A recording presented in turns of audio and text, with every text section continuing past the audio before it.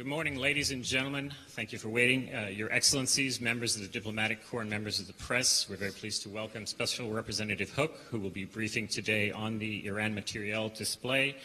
We will have brief remarks followed by questions. This event is on the record for the press. Let me turn it over to Special Representative Hook for his remarks. Thank you. Good morning, and thank you all for coming. I want to thank Secretary Mattis and the men and women of our armed forces for their brave service to our nation and for making this display possible. I want to recognize members of the Diplomatic Corps from several countries, including South Korea, Japan, Israel, the United Kingdom, France, Germany, the Netherlands, Italy, Bahrain, the United Arab Emirates, Yemen, and Afghanistan. I want to also extend a special welcome to His Excellency Yusuf Al-Otaiba, the UAE ambassador, to Ambassador Ron Dermer of Israel, and to His Excellency Ambassador Sheikh Abdullah bin Rashid Al Khalifa of Bahrain. The United States deeply values our partnerships with the UAE and Bahrain and Israel, and I thank all of you for coming today. In December of last year, UN Ambassador Nikki Haley stood here to highlight the dangers posed by Iran's dangerous proliferation of missiles across the Middle East. She highlighted how Iran was illegally providing weapons to Houthi militants in Yemen. It was a clear violation of UN resolutions then, and it remains so today. She also spoke of the threat these weapons pose to peace and security and to the innocent civilians caught in the crossfire. Today, the United States is unveiling new evidence of Iran's ongoing missile proliferation. The Iranian threat is growing, and we are accumulating risk of escalation in the region if we fail to act. In the time since Ambassador Haley's remarks, Iran's support of the Houthi militants has deepened. Its backing of terrorist activities across the world has increased, and its efforts to undermine regional stability have expanded. The inventory in this display has expanded since December.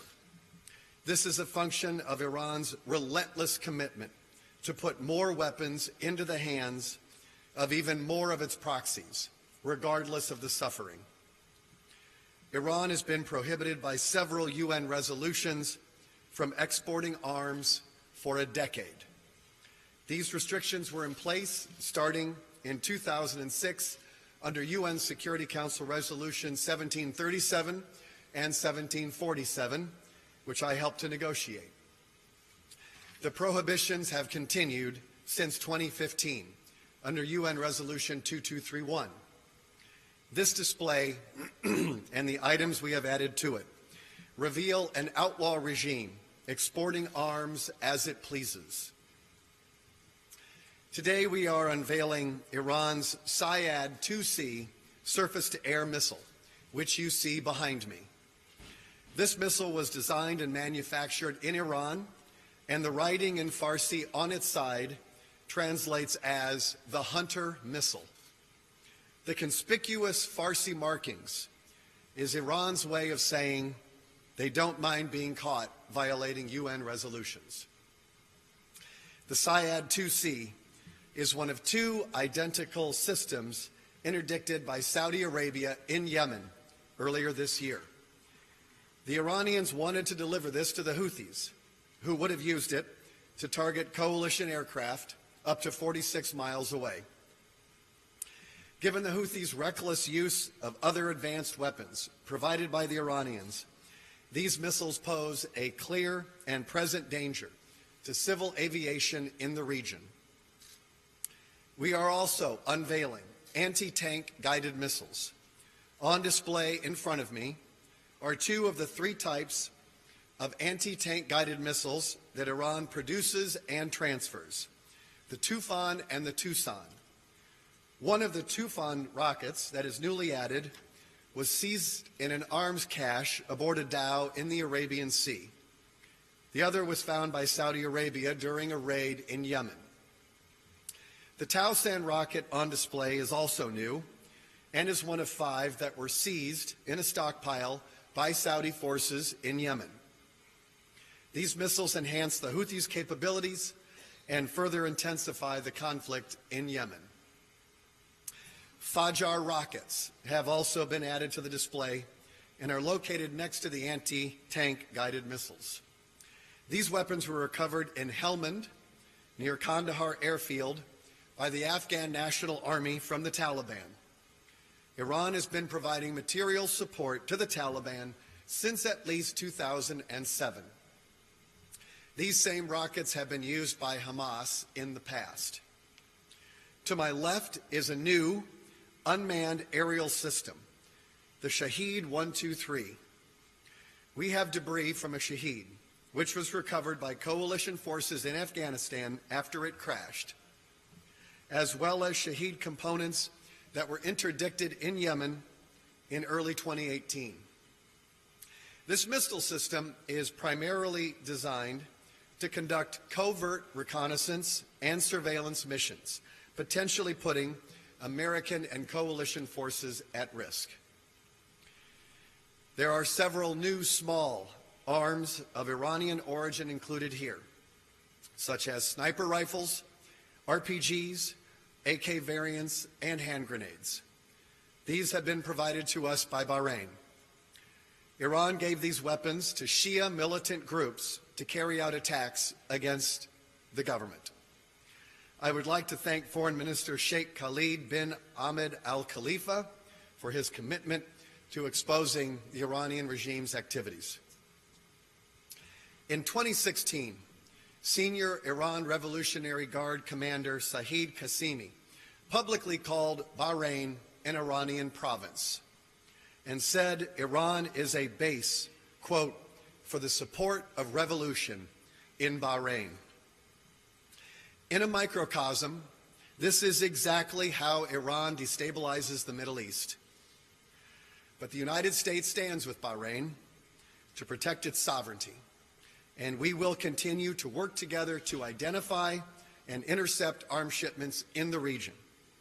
This ongoing collaboration with Bahrain, which is home to the U.S. Fifth Fleet, is critical to the safety of the region.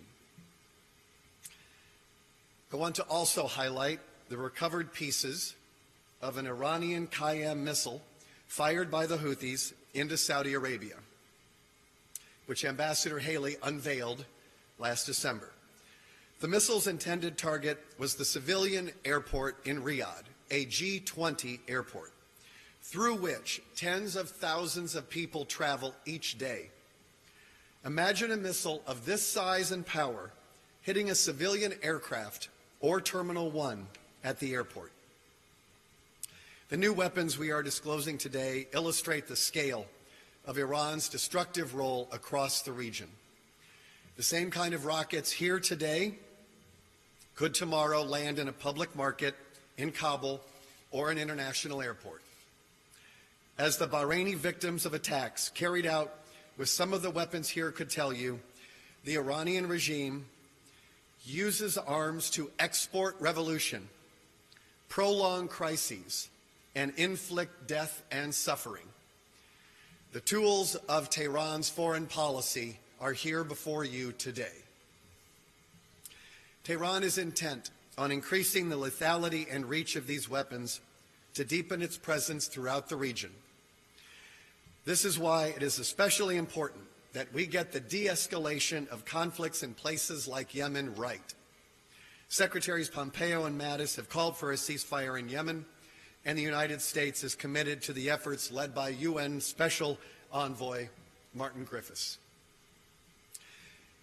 Iran has no legitimate interest in Yemen other than to expand its sphere of influence and to create a Shia corridor of control. Although Iran's role in Yemen has been underreported by the media, there is no question Iran has intensified the humanitarian catastrophe and prolonged the conflict. Iran has been funding, arming, and training the Houthis, which has allowed them to continue to fight well beyond what would have made any sense at all. The United States and our coalition partners have provided billions in aid to the Yemenis, while Iran has provided nothing but weapons and fighters. Just today, Houthi rebels fired missiles into Saudi Arabia. This strike is an example of the destabilizing agenda the Houthis are pursuing in partnership with Iran.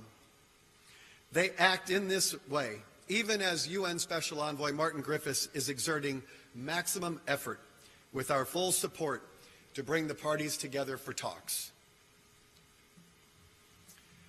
In the months ahead, we must be careful not to affirm Iran's role as a legitimate political actor in Yemen. The clerics in Tehran will exploit any opening to gain a foothold in Yemen, a place where it has no business being in to begin with.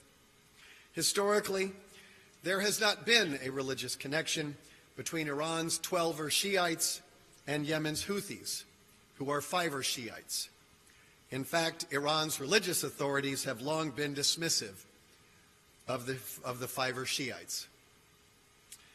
Just imagine what Yemen would look like in the future with an entrenched and enduring Iranian presence. We already know how this movie ends, and we cannot watch a new version of Lebanese Hezbollah slowly emerge in the Arabian Peninsula. Since the end of 2006, Iran has supplied Hezbollah with thousands of precision rockets, missiles, and small arms. It now has more than 100,000 rockets or missiles in its stockpile. If Iran were allowed to operate with similar freedom in Yemen, we can expect the Lebanization of Yemen. The Houthis have launched Iranian-origin missiles at Riyadh with an estimated range of 560 miles. Iran has funded the Houthis with hundreds of millions of dollars since the conflict broke out. With Iran's ongoing help, the Houthi threat will grow as their capabilities steadily expand. Iran could use such newfound influence as a power broker and arms dealer to threaten our allies and partners in the region and unravel the stability that we have worked so hard to achieve in the Gulf. It could also create challenges in the Bab el-Mandeb Strait, in much the same way Tehran leverages its proximity to the Strait of Hormuz. An estimated 4.5 million barrels of oil per day transits through the Bab el-Mandeb, while about 17 million barrels a day flow through the Strait of Hormuz. Iran has threatened repeatedly over many years to close the Strait of Hormuz. Give Iran a free hand in Yemen, and it can threaten to close both straits and commit acts of maritime aggression with impunity. Just as we must constrain Iranian expansion in Syria, the Golan Heights, and in Iraq, we must also prevent Iran from entrenching itself in Yemen. I want to now highlight the Iranian regime's investment in missile testing and development. It is increasing. The regime's pace of missile launches did not diminish after implementation of the Iran nuclear deal in January of 2016. Iran has conducted numerous ballistic missile launches and space launches since this time, as it continues to prioritize missile development as a tool of revolution. We assess that in January of 2017, Iran launched a medium-range missile believed to be the Khorramshahr. It can carry a payload of more than 500 kilograms and could be used to carry nuclear warheads. Its suspected range is over 1,200 miles, which is far enough to target some European capitals. Iran's ongoing missile development puts Europe in its range. Iran has the largest ballistic missile force in the region, with more than 10 ballistic missile systems either in its inventory or under development. Any environment where Iran is able to operate freely can become a forward-deployed missile base for such systems and for many other kinds of weapons that you see here today. This threatens Israel and other partners, especially Saudi Arabia and the UAE. Just this month, rockets rained down on Israel from territory controlled by Iran's Palestinian partner, Hamas. In Lebanon, we have evidence that Iran is helping Hezbollah build missile production facilities. In Iraq, credible reports indicate that Iran is transferring ballistic missiles to Shia militia groups. This comes as these militias carried out highly provocative attacks on U.S. diplomatic facilities in Baghdad and Basra in September, which we know that Iran did nothing to stop.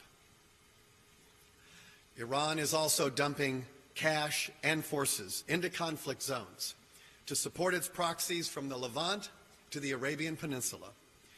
It has extended $4.6 billion in lines of credit to the Assad regime, provided more than $100 million to Palestinian groups including Hamas and Palestinian Islamic Jihad, and manages as many as 10,000 Shia fighters in Syria, some of whom are children as young as 12 years old.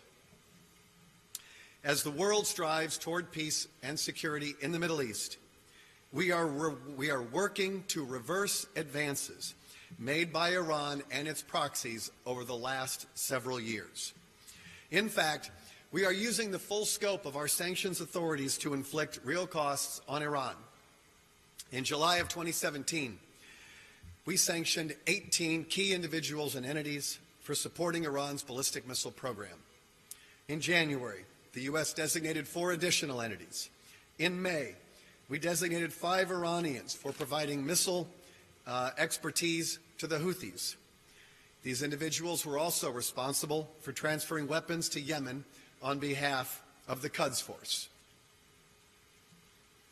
While we are sanctioning Iran's missile activity and weapons transfers, our economic pressure is much broader.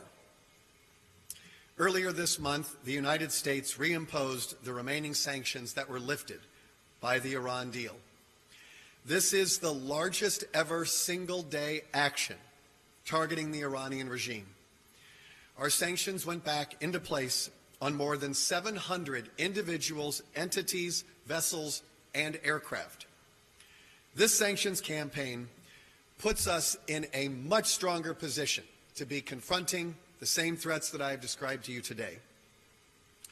Our maximum pressure campaign will continue until Iran, the Iranian regime, decides to change its destructive policies.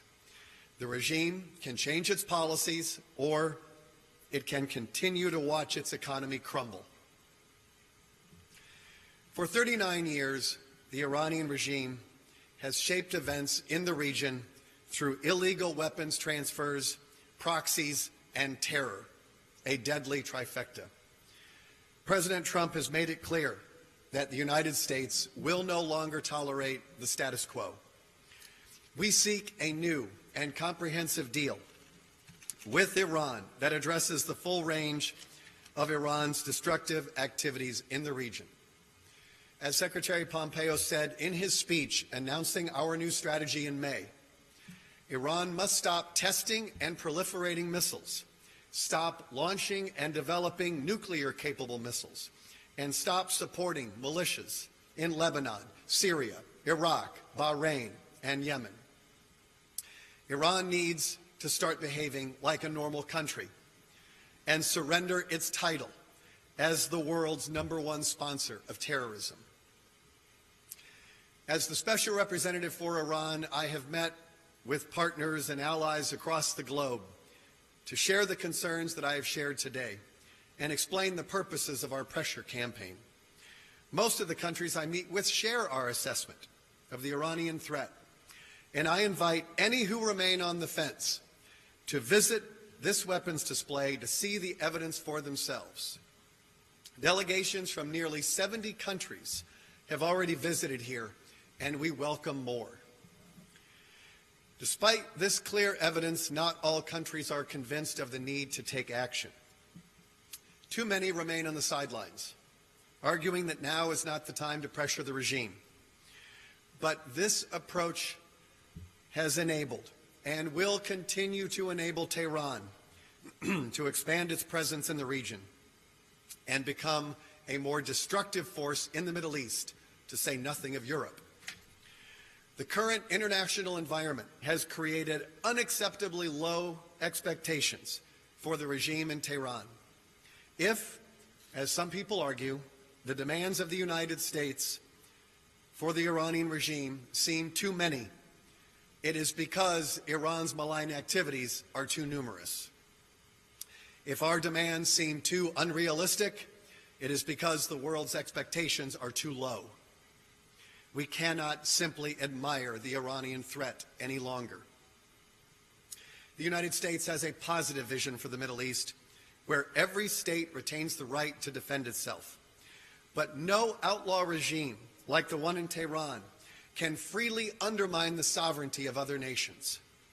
This is not foreign policy. It is state-sponsored revolutionary terrorism.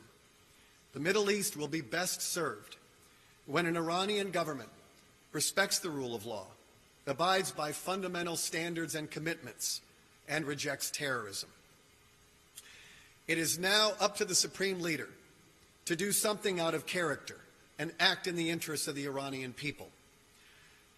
Is it better to remain isolated from the world as an international pariah, or to benefit and prosper from inclusion in the international community? It should not be a difficult choice. There is nothing noble about driving a great and proud nation into the ground. The Iranian people have a rich legacy and a culture dating back to Cyrus the Great, and they deserve a government that represents their interests and not just the interests of their corrupt leaders. This room could just as easily have been used to display the artifacts from Persian history or renowned contemporary artists from Iran, but instead we see only missiles, rockets, and small arms.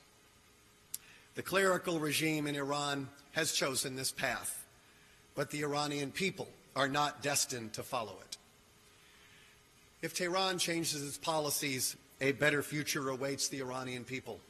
History shows us clearly that America has no permanent enemies. Throughout our history, enemies torn apart by conflict often become the best allies united in peace, as Japan and others can attest. We hope for the same future with the Iranian people. The choice is now for their government to make. Thank you. Thank you very much. We have time for a few questions. May I ask, please, that you wait for a microphone, that you state your name and outlet, and please, so that we can get as many questions as possible, limit to one question. And I'll also say that if you have very technical questions about the equipment, we may take those for later. And we'll start with Reuters, please. Sure, Idris Ali from Reuters. One of the missiles that you mentioned here was launched 5 days after Ambassador Haley gave her presentation last year. What benefit do you think there is of showing these weapons publicly, and how do you respond to critics who say this is simply a political stunt and propaganda that actually increases tensions in the region? I haven't heard anybody say this is a political stunt. This is simply putting out in broad daylight Iran's missiles and small arms and rockets and UAVs and drones. That missile right there landed right next to Riyadh's international airport. And it's very important for nations to see with their own eyes that this is a grave and escalating threat. We are one missile attack away from a regional conflict. These missiles, we've been very lucky, for the most part, have not hit their intended target. But luck is not a strategy.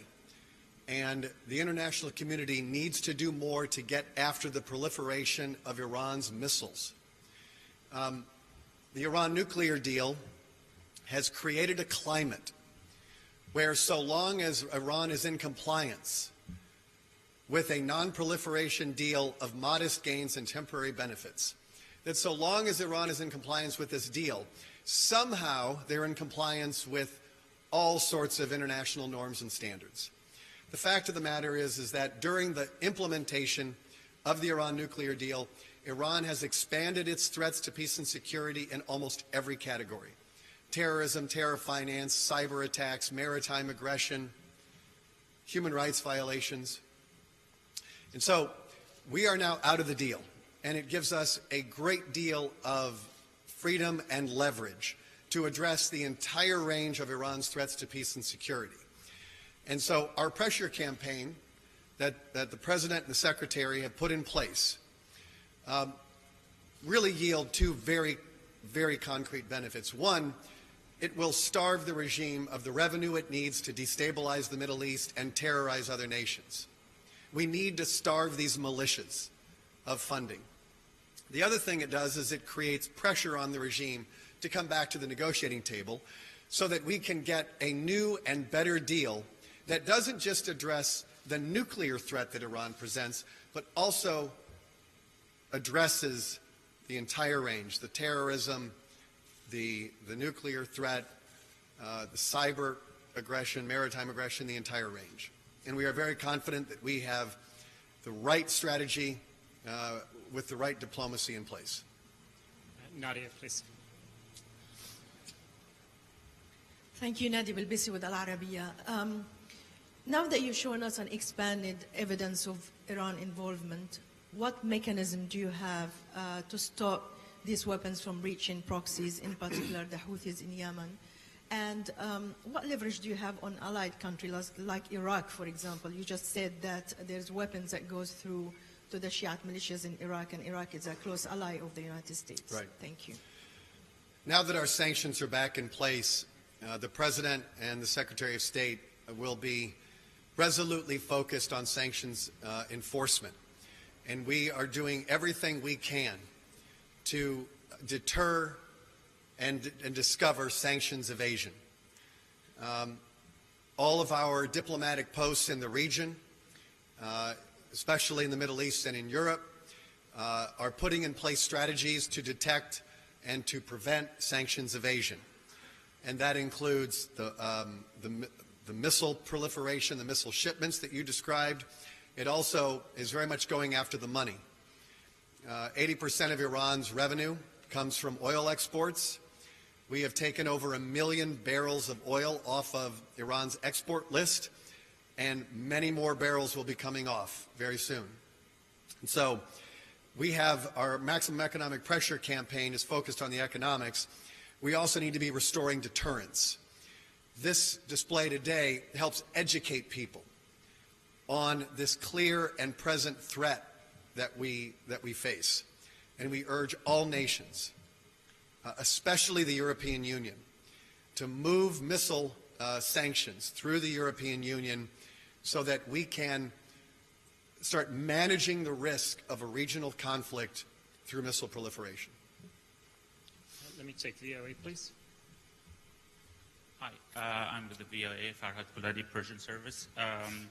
Two questions. First of all, are there more actions coming in the way towards the Iranian authorities to stop their malign activities? If you can go briefly over them, whether they're from Treasury or from the Pentagon.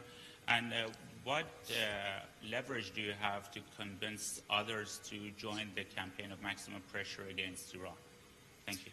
Well, on the first question, we never give advance notice on our sanctions. That's something which is held very closely until they're announced. What I can say is that since we have reimposed our sanctions on November 5th, we have already done 2 rounds of designations targeting individuals and entities who are trying to evade sanctions, and that we work very closely with Secretary Mnuchin at Treasury on these efforts. And so, yes, there will be more sanctions. We have already done 2 rounds just since we've restored the sanctions lifted under the Iran nuclear deal. In terms of leverage, I think we've been very successful so far with putting in place an economic pressure that is going to drive the Iranian economy into a place that's going to really force the regime to decide is the cost-benefit of their revolutionary behavior in their favor.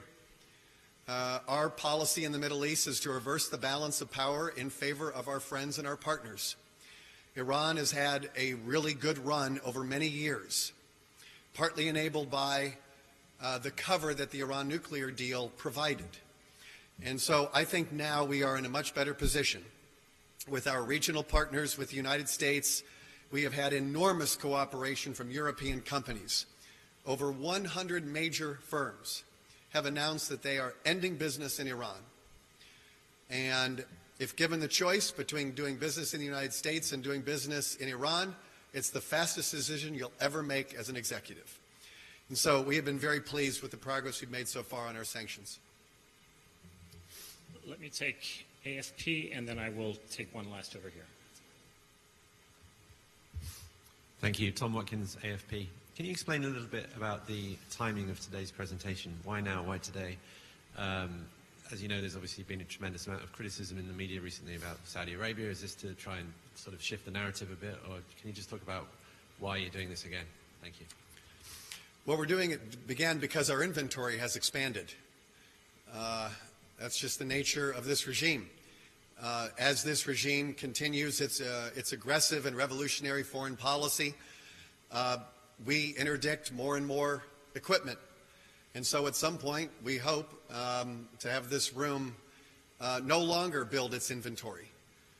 We need to reduce the inventory here.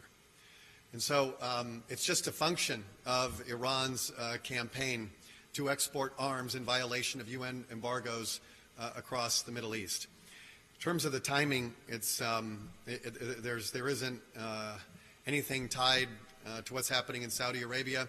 Secretary of State and Secretary of Defense testified yesterday before Congress, had a very fulsome discussion about Saudi Arabia. Secretary Pompeo published an op-ed in the Wall Street Journal yesterday explaining our policy. And so today, of course, it's related.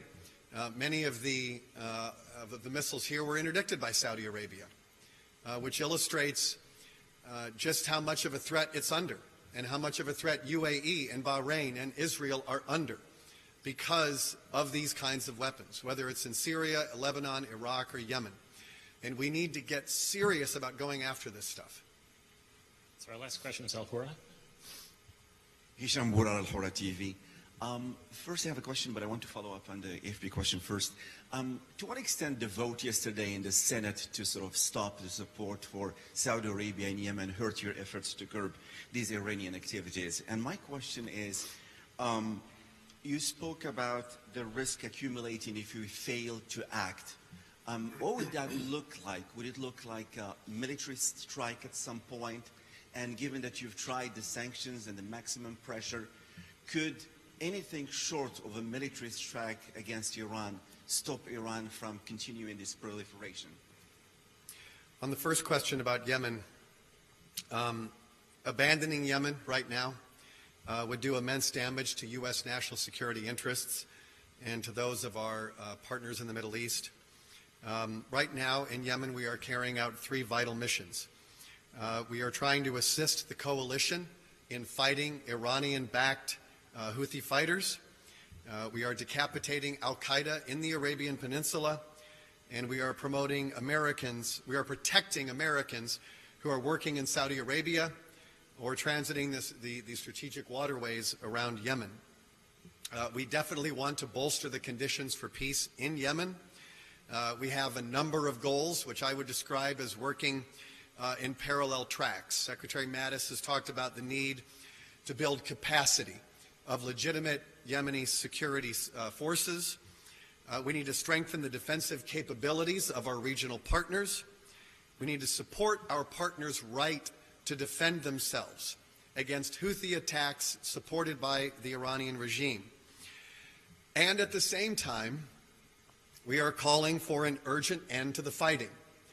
And we hope that all parties will attend the consultations next month in Sweden under the good offices of UN Special Representative Martin Griffiths. And what was the second part of your question? Accumulating if we fail to act. Would that take the form of a military strike? Is the going to war with Iran an option, given that the sanctions and the maximum pressure policies have failed so far to curb Iran and to stop it from smuggling weapons to these militias? After the Shia militia attacks on our diplomatic facilities in Basra and Baghdad. The President put out a statement that promised swift and decisive action if any of our diplomatic facilities or diplomats are attacked or injured. And so we have been very clear with the Iranian regime that we will not hesitate to use military force when our interests are threatened. I think they understand that. I think they understand that very clearly. I think right now, while we have the military option on the table, our preference is to use all of the tools at our disposal diplomatically. And as I said earlier, being out of the Iran deal has given us a great deal of diplomatic freedom to address the full range of Iran's threats. And so we are working very closely with partners around the world. We have had roadshow teams from State and Treasury that have visited, I think, almost 40 countries now. And that's helping to explain our sanctions regime and its purposes. And we've been very pleased with the progress that we've made so far. There's a lot of work that remains to be done. And one of the messages that we've been consistently delivering is that preserving the Iran nuclear deal cannot come at the expense of regional stability. And just because Iran is in compliance with the deal does not mean that everything else is fine. And as we see here today, and the missile here behind me, this is a grave and escalating threat that we must do more to address. Thank you very much. Thank you. That is the conclusion of our press conference. I want to thank Special Representative Hook, and also want to thank the Department of Defense and our hosts here at Joint Base Anacostia Bowling. If I could ask the media, please, to hold your seats for a moment. We're going to have some instructions for you, and then we can allow the Dip Corps to depart. Thank you.